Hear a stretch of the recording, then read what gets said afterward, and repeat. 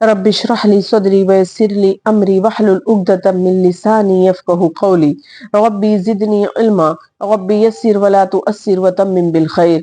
معزز ناظرین، السلام علیکم ورحمۃ اللہ وبرکاتہ۔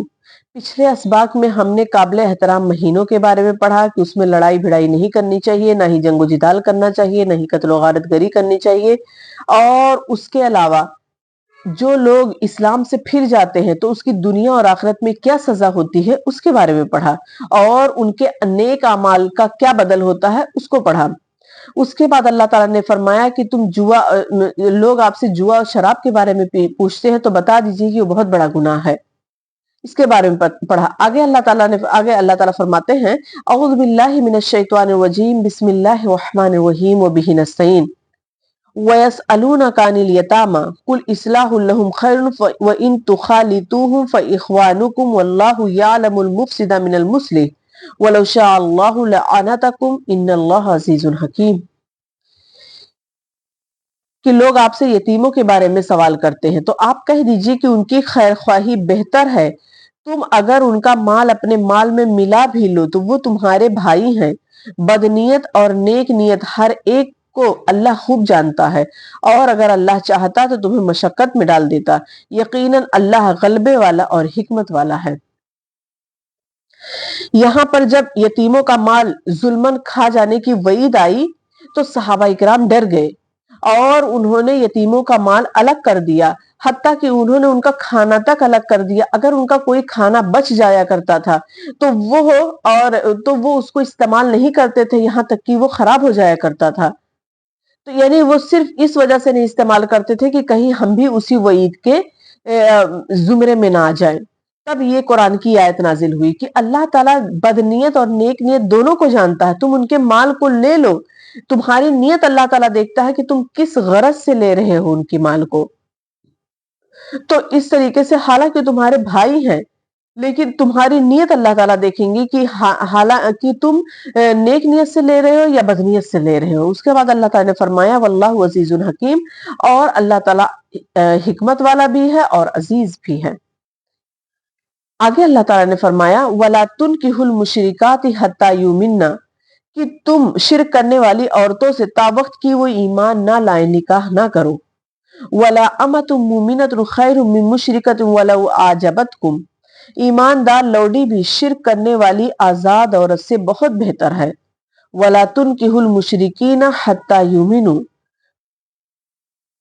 وَلَا عَبْدٌ مُؤْمِنٌ خَيْرٌ مِّن مُشْرِكٍ وَلَوْ أَعْجَبَكُمْ أُولَٰئِكَ يَدْعُونَ إِلَى النَّارِ وَاللَّهُ يَدْعُو إِلَى الْجَنَّةِ وَالْمَغْفِرَةِ بِإِذْنِهِ وَيُبَيِّنُ آيَاتِهِ لِلنَّاسِ لَعَلَّهُمْ يَتَذَكَّرُونَ۔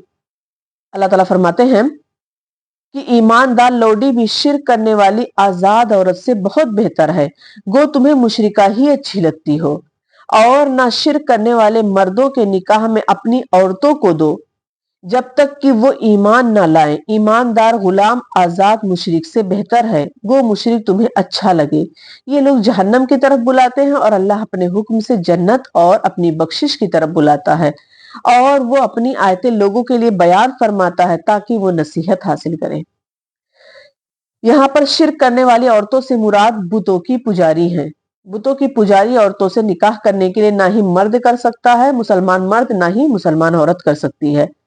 حالانکہ قرآن نے اہل کتاب سے نکاح کرنے کی اجازت دی ہے، یعنی مسلمان مرد اہل کتاب یعنی یہود اور نصارہ کی عورتوں سے نکاح کر سکتے ہیں، لیکن مسلمان عورت اہل کتاب مرد سے نکاح نہیں کر سکتی ہے۔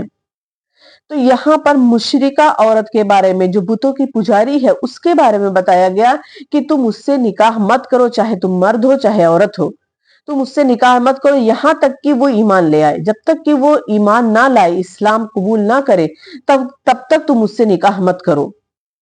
اور اس کے بعد اللہ تعالیٰ نے بتایا کہ غلام عورت، غلام لوڈی بھی اس آزاد مشرکہ عورت سے بہتر ہے، گرچہ تمہیں وہ مشرکہ عورت ہی کیوں نہ پسند ہو۔